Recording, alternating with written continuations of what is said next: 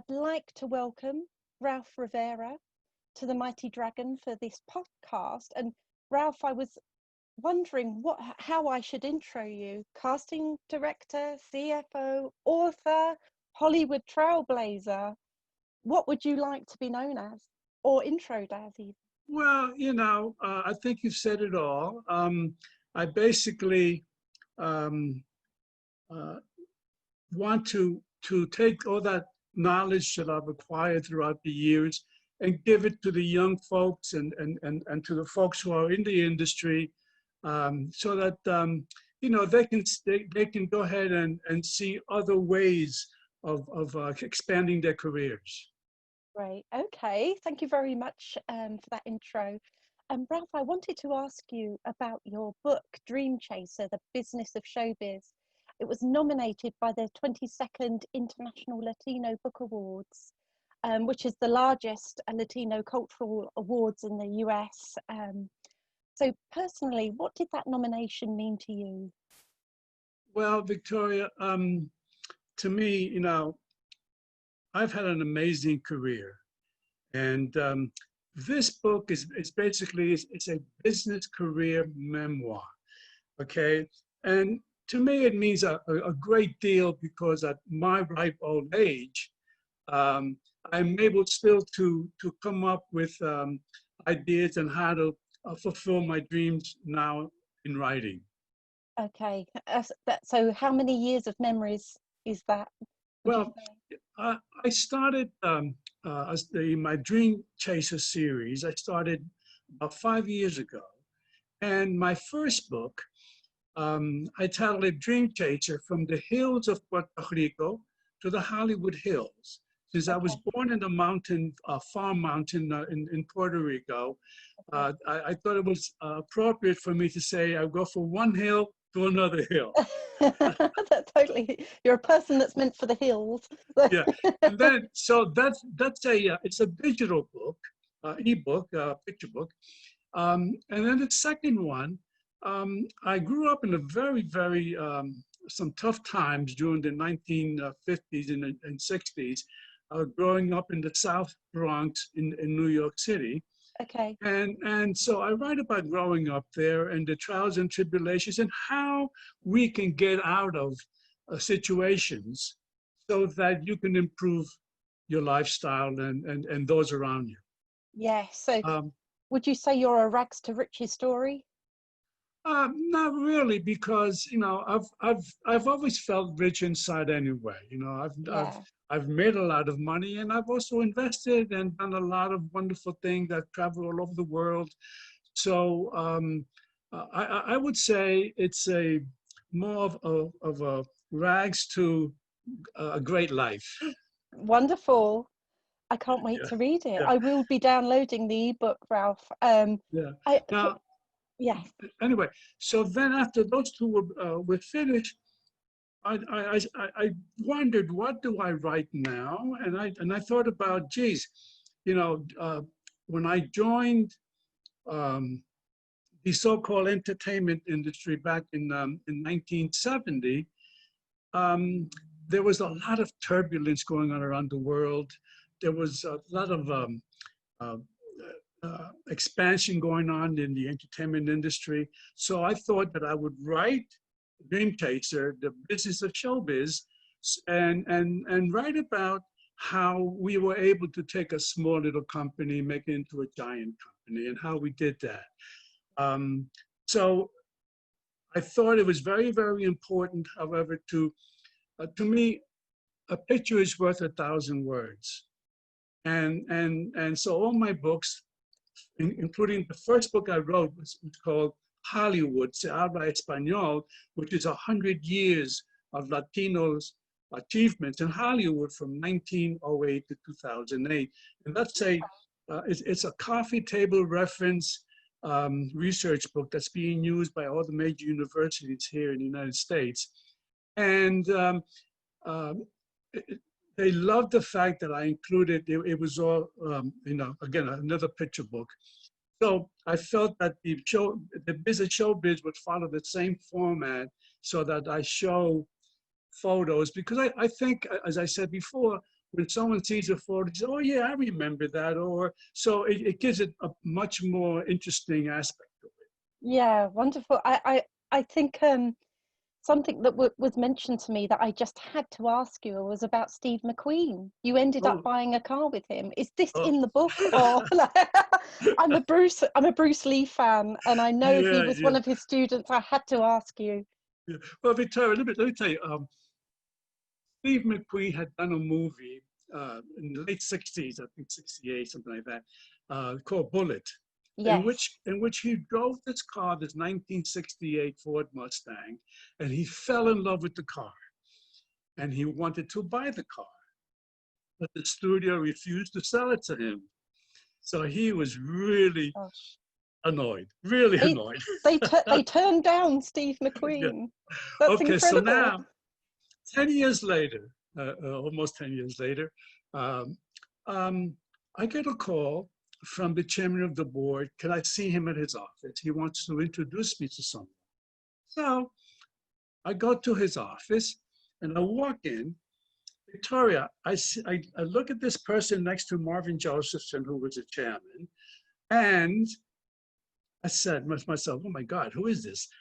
There was a gentleman um, with long hair, round rim glasses, big mustache and big beard, just like a hobo, which was very uncommon, for Marvin to be around. And then he says to me, I want you to meet Steve McQueen. Oh my gosh. Yes. Uh, um, and he's not in disguise. He's getting ready for his new movie. Superb. Immediately, in my mind, I saw Steve McQueen as this action hero and the Yeah. motorcycle, and stuff Yeah, like yeah, that. yeah. Yeah, handsome and everything. Yeah. And Marvin says, well, he wants to buy a 1968 Ford Mustang like he drove in Bullet. And he says to me, Marvin says to me, and I think you can find it for him. So I says, okay. The next day, off we went. Um, so we started driving around first in upstate New York and couldn't find any. Then we go to New Jersey. Anyway, during all this time, we start, a conversation. Obviously, I want to know more about him, he about me. And interestingly enough, he hated Hollywood, hated it. No. Oh He gosh. says to me, Ralph, all they want to do is control me, want to make money with me. They don't let me do anything. If I want to change a line in the script, they won't allow me. If I want to do something, I have to do exact. I can't stand it. He says to me, so I'm going to do a movie that I'm going to finance myself because they don't want to help me. So Yeah. he acquired the rights to a very interesting play by Henrik Gibson. Henrik Gibson called an Enemy of the People. Okay. Okay. And so he goes ahead. The budget would, I would say, between $6 and $8 million, which he had already, and none of the studios would want to, invest in anything like that because they saw him in a different, a category. They saw him as an action hero and not as a dramatic actor. He felt that he wanted to do something dramatic, something meaningful, and to him, this play was an example that he wanted to set to give Hollywood a message that I could do whatever I want to, Yeah. and I don't need you. That's what he was trying Yeah. to do. We finally found the car in New Jersey, and in those days you could just buy a car and take it with you. We were driving in my car. We're driving in this little town in New Jersey, and he all of a sudden spots the car. He says, there it is. And so we drove over there, and he comes out, he gives the guy a check right away. He didn't care. He says, this is what I want. And he drove off, and I never saw him again. No way. That's incredible. So we spent 2 months, back and forth. And he Yeah. asked me, he asked me about my life, where I was from. I mean, it was Yeah, just a wonderful, wonderful summer that I thought I had to write about it because yeah. it was just so intimate. I mean, it was so southern, in, out of Amazing. your life. You know Amazing. what I mean? Yeah, Yeah. Yeah. absolutely. Thank you for sharing that story Yeah. with us. Ralph, I also wanted to ask you about international creative management. You substantially increased their revenues when you were there. What areas did you focus on to achieve such a huge difference with what they Well, were doing? that's a good question. You know, I was trained originally by Price Waterhouse, Yes. and I had some wonderful experiences there when I learned so much about maneuvering, Yeah. business ideas, maneuvering numbers, all sorts of ways of increasing business opportunities. So I when I joined Marvin Josephson, he had just acquired a small, not small, but small to medium-sized talent agency called Ashley Famous Agency. And it was owned by Pat Ashley. Um, he then, when he acquired the company, he hired me and gave me his dream. What happened is that he was a client of Price Waterhouse. I wanted to leave Price Waterhouse and go into the business side. Yeah. Um, and they were wonderful. They put me together with him, and it was like love at first sight. So he says, "You're the guy." He told me what he wanted to do. I says, "Okay, you know." So what we did was to once we acquired the company, we changed the name right away because Yes. I thought that in order to really become a major, you got to have the word international Yes. in your title of the company. So we changed it from Ashley Famous Agency to International Famous Agency (IFA).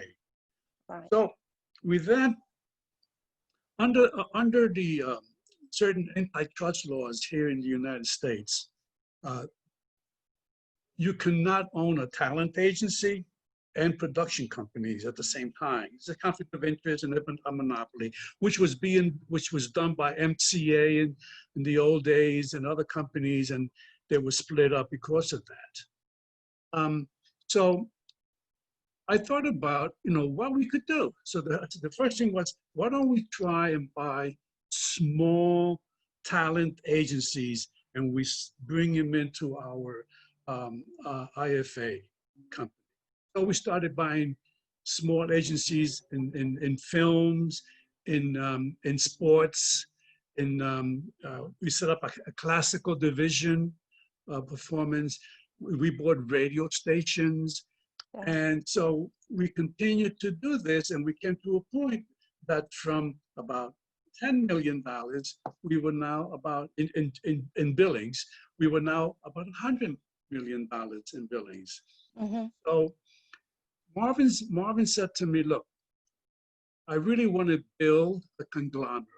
I says, oi, a conglomerate. Says, okay, all right. So I had an experience at Price Waterhouse where we were able to, through some tax gimmicks, which were legal. Um, in those days, companies in the United States could write off goodwill.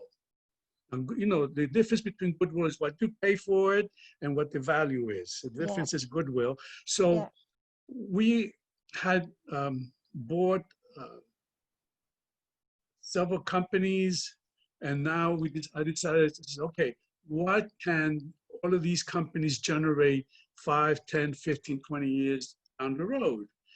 And I put together this schematic, um, and when it was all done, it came out over $20 million that we could write up as goodwill. Yeah.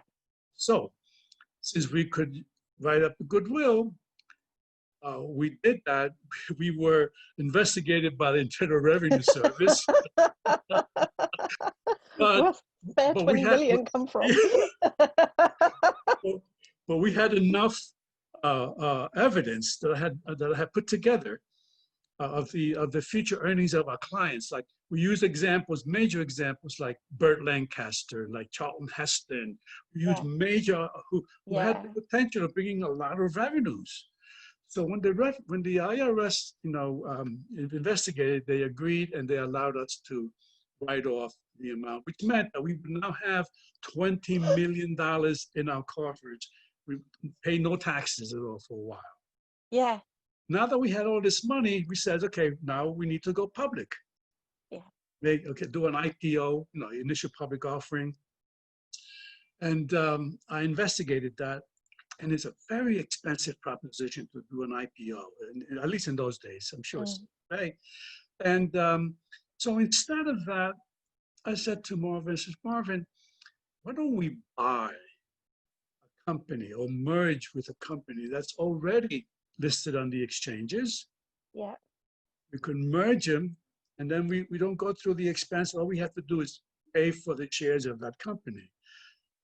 I don't know, but the stars were lined up properly, Victoria, because there was a guy named Freddie Fields. I'm sure you've heard the name Freddie Fields. He was a president of Warner Brothers, but before that, he was the president and major shareholder of another major agency called Creative Management Associates, CMA. Freddie had to sell because he wanted to become president of Warner Brothers, since they couldn't combine the companies. They were owned by the Kinney Corporation at that time. And so Marvin meets with Freddie, and we made a deal. And we merged the two companies. We then changed both names. We changed it to International Creative Management, ICM. And when that happened, our revenue, generating revenue was over $500 million. That's how we got it done. And also, there were little tricks that we had to do. For example, we wanted to make sure that our clients would generate the most, at 10% that we were getting, we would do what's called the movie packaging. Movie package is the art of movie packaging is when you control the property. Let's say Jaws, which we controlled Jaws. We had eventually was the author. We had Steven Spielberg was our client, the director. Roy Scheider was a client, was the actor, and the writer. So we put all these elements. So that movie was very successful and brought us a lot of revenues. Jaws is one of my favorite films. Just brilliant. Yeah. Absolutely brilliant. I've watched it about 2 billion times. Me too. maybe fact, 3. I have a DVD on it, and I watch it quite often. Because it's just a wonderful film. Yeah, it's timeless. It never loses that impact, does it? It's wonderful actors and direction. All of it is just wonderful. All of it. Yeah. Ralph, I wanted to ask you about your time in London. Being British, I was quite interested that you worked at Marble Arch Productions. I gotta tell you, that was the most wonderful, wonderful experience of my life. When I was with ICM, we had offices in London and in Paris. And since I'm a very conservative financial guy, I looked at the numbers in both Paris and London, and realized that the Paris office was basically the office where people just wanted to have fun in France and Paris, and they would go there. It was just like holding hands with the clients, and we were losing money. Right. So we had like a couple of people there that I thought we could save. I go to London, and the office there was just a wonderful, wonderful group of people. Big Blodgett among them, and oh my goodness, I forgot the head of the office over there. But in any case, they were extremely wonderful with me. They took me around in a chauffeur-driven um, Rolls Royce that what the office had. Wow. Um, and it was just an amazing time to be able to have fun at the same time that you're doing business. So Yeah. to me, the outside of the, let's say, the three most beautiful cities in the world, okay, London, Paris, Rome, and then New York. I would agree with that. But although I'm a very big fan of Rome, I must admit, I think that would be high Okay, on my list.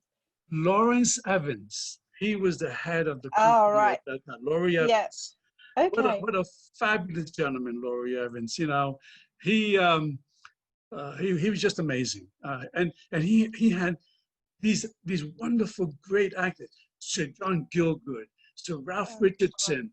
I mean, it was just amazing, and he introduced me to all these wonderful people. He had a luncheon for me where he invited these wonderful actors, you know, that they could meet me. It was just, I gotta tell you, Victoria, it was a dream. It was a dream. that sounds amazing. Yeah. It's just sounds truly unforgettable as well. And how did you find working with the British after working with the Well, Americans for so let long? me give you a, when I was there in London, um, I was taken to lunch to the Ivory.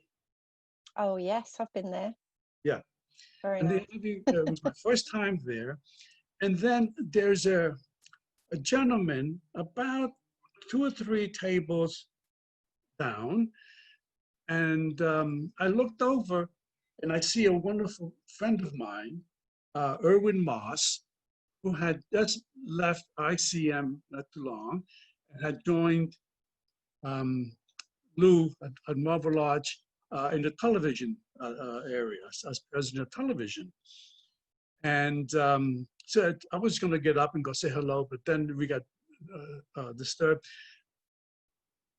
About 10 minutes later, a waiter comes over with a bottle of Dom Perignon. And I said, excuse me, but I didn't order that. So no, it comes from the gentleman over there. And he points, so I thought right away it was Erwin Moss. So I get up, I go over to say thank you to Erwin. Erwin comes and we hug, you know. He says to me, I says, thank you for the bottle. He says, oh, no, that wasn't me. That was Lew, the Lord Grade, Lew Grade. And now, Victoria, I didn't know how to address a Lord. I mean, how did, you know, is it sir? Is it the Lord? Is it, so my first experience with this. And so I said, well, how do I address you? He says to me boy, call me Lew. Me boy, call me Lew. Boy. That's exactly what he said. And Oh wow. I says, well, Lew, thank you so much. He says, you know, I've heard a lot about you. And I'd like to make you an offer. And I was stunned, you know. I says, yes, I want you to meet me in New York. I'm going to be there in 2 weeks. Okay. Anyway, go back to New York. Sure enough, 2 weeks later, I get a phone call. Can I meet Lew Grade at the Russian Tea Room in New York? Go there. And we had a wonderful, it was chicken Kiev. I'll never forget it because he loved chicken Kiev. And he wanted me to try chicken Kiev. It was my first time having it. And so he says to me, you know, what he was up to and what he wanted to do. He had a movie already in production that was having little difficulties, and that was on Golden Pond, that he was in production at that time. He says, I need for you to come and work your miracles with me in my company. I said, well, I said to him, well, make me an offer I can't refuse. From the movie The Godfather, you know? He says, I will. And sure enough, 30 days later, he made me a wonderful offer. Yeah. And I gave ICM 30 days notice, and he located me back to Los Angeles, where the headquarters were, that he wanted me to be there, because that's where the action was for the filming. And we were able then to find ways, because he was having financial troubles. He had done some very big mistakes. He did a movie called Raise the Titanic. Oh, yeah. And then another one called The Legend of the Lone Ranger. Between those two films, he lost about $120 million, and he could not raise any more money. But I had ideas on how he could raise the money. So we went ahead, we were able, I just said, why don't you pre-sell the rights to on Golden Pond to like an HBO or someone? Sure enough, we were able to make a deal with HBO, and then we got a number of million, about $5 or $6 million up front, and we finished the film. And the film became a super success on Golden Pond. It was 5 Academy Awards. Now we had to do another movie that he had acquired. They had acquired the rights to William Simon's Sophie's Choice. Yeah. And to me, is my favorite project that I ever, was involved with. Okay.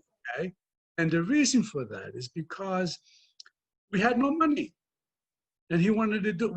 And the budget for the movie was about $22 million. If we had 3, we had a lot. Okay, so I says, look, we'll do the same thing with this one, but we have to go strategically. We have to put the right package together.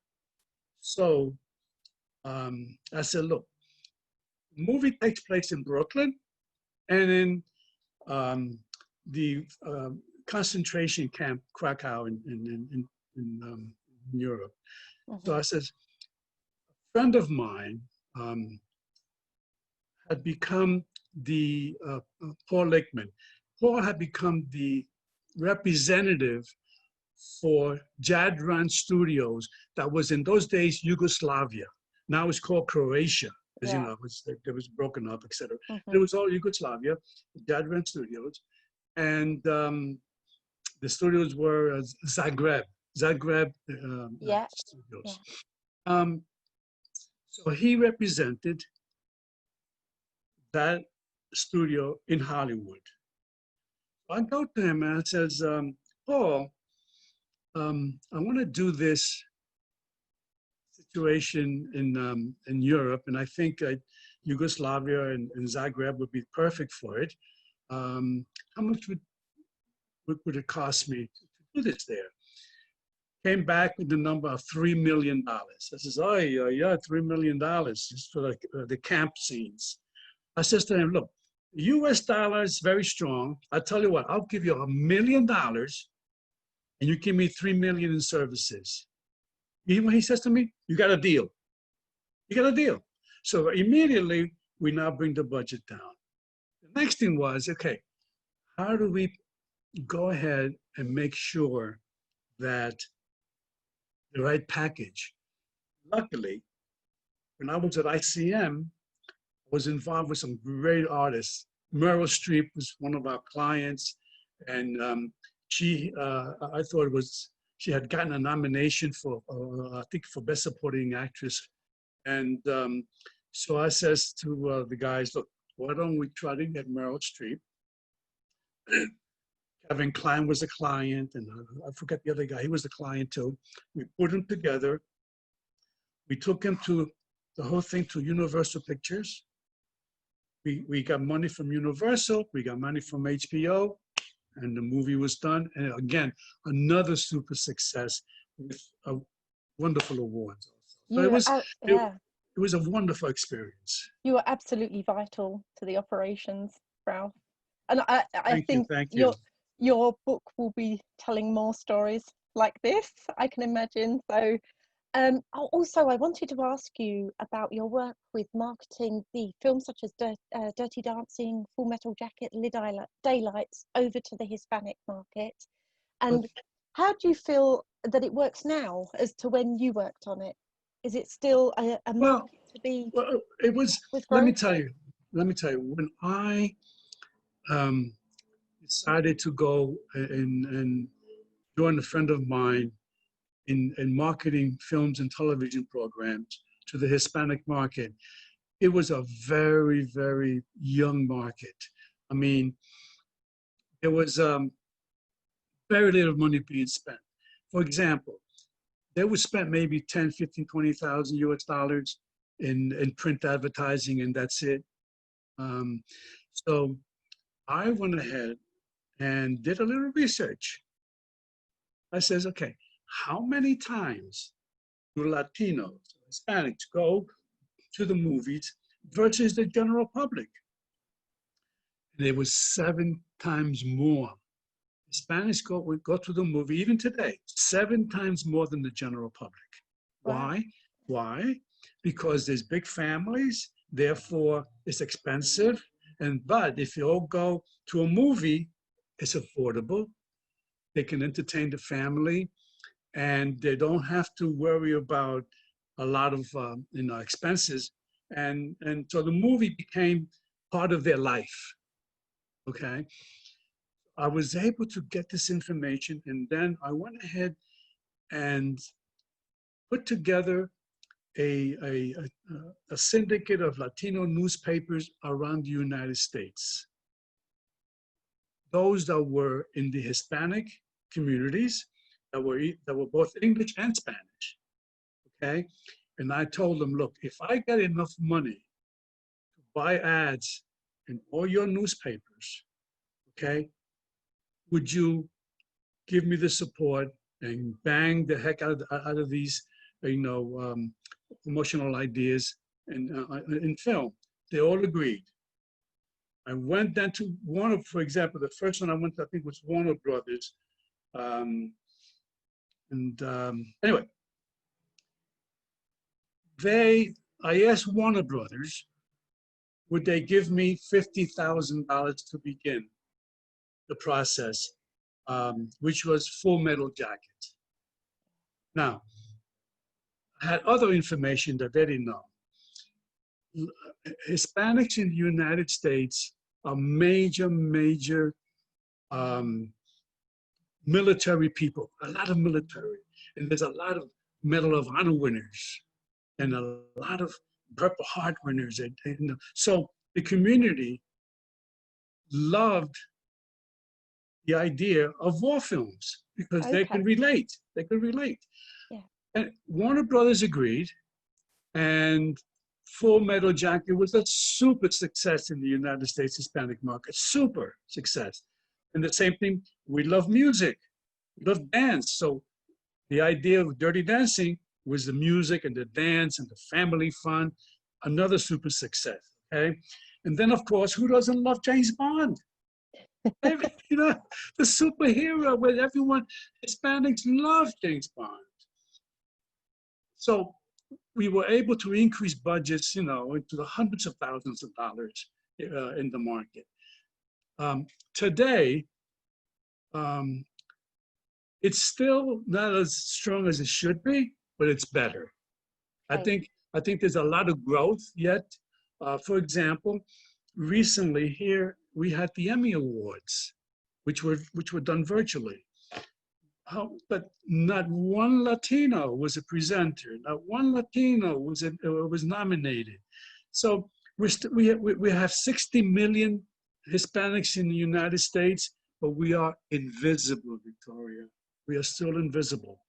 So we need to do things like go to the development executives at studios and networks, go to the streaming companies and tell our stories. But we need their support. But right now, it's not happening. So it's an uphill battle.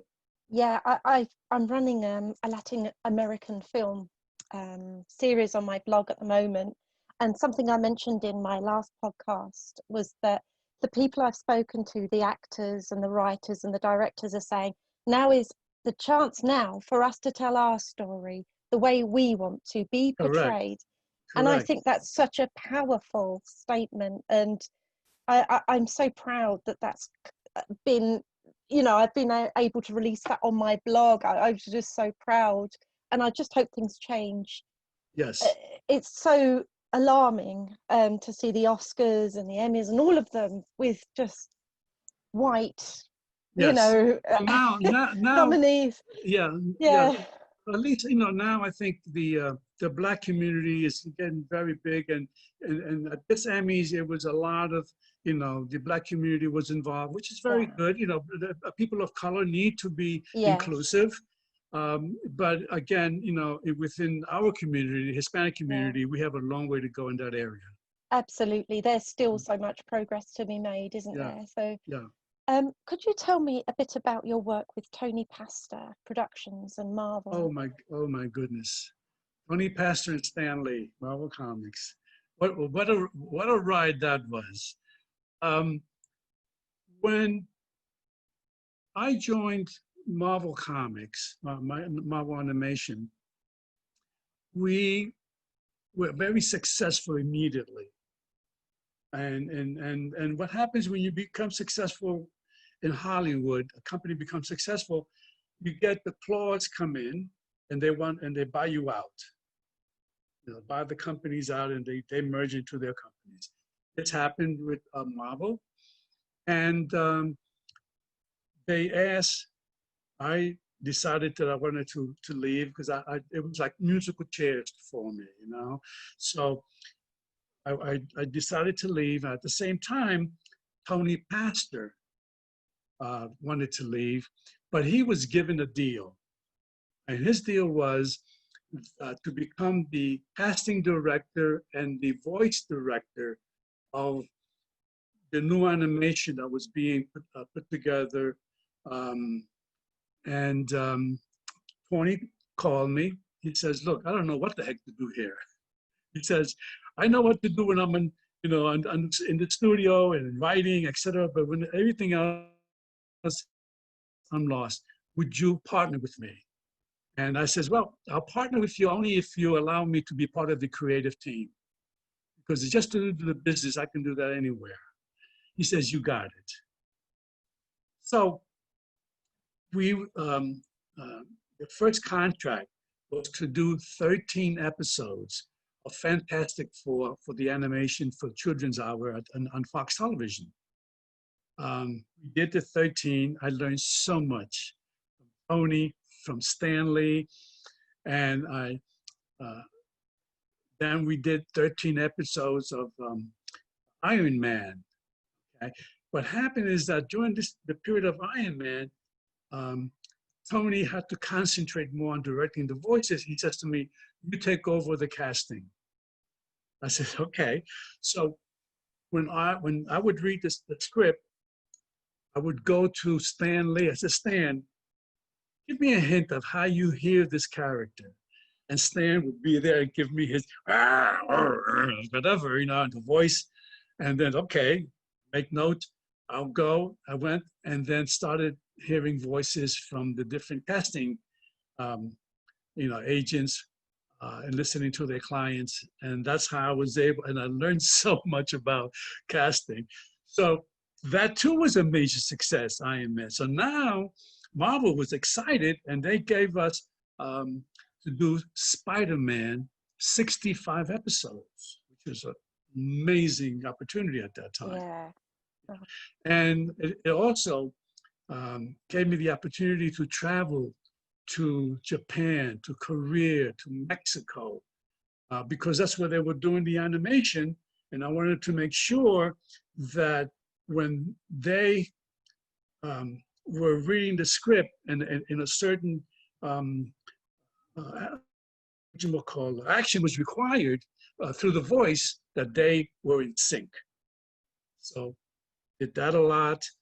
And Spider-Man became like a #1 hit. It was like it was the first time that we was on TV we used what's called 2D. Now they have 3D, but in those days 2D, where you could go through, you know, and make it into a two-dimensional type of filming and via computer.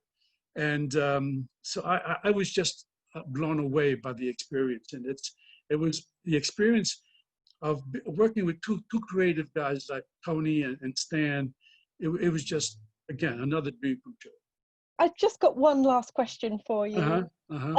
From being a Hollywood insider, with all the past that you've had, the creativity and all the different projects, what has been your favorite thing to do? If you could spend one day, go back in time, what would you do from all of that?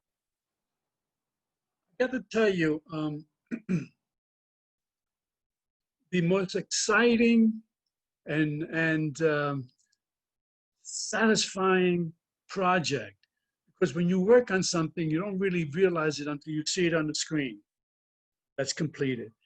That was Sophie's Choice. Yes, you did touch on that before, yes. That, to me, Victoria, when I sat at the Academy Awards and getting those awards and then seeing the movie on the screen, I was just so happy. You know, it's then after that, you know,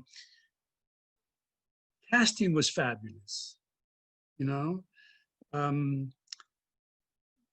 being part of the creative process. Okay, when you are a numbers guy, when your education is business, and you concentrate on that, and all of a sudden you jump into something that you've never done before, and you're successful at it, that has to be so rewarding. And finally, you know, it's writing my memoirs. I will be 80 years old this year, and I still have my dreams of fulfilling. Right now, I'm working on a wonderful new project. In fact, I'm working with a wonderful friend in London on a film project with Lee Thomas for Actors International. And I want to go back to London. I want to go to Italy. So to accomplish the next project. I have no doubts that that will be a huge success, Thank along with so everything much, else. And thank you. I just wanted to thank you again so much for coming on to my blog here. And it's an absolute honor to have you. So thank you so much. Thank you so much. Thank you. And give my love to London. Yes, we're surviving. We're still hanging in there. So thank you so much, Ralph, and enjoy your day. Bye-bye. Bye-bye. Bye-bye. That was Ralph Rivera on The Mighty Dragon. See you next time.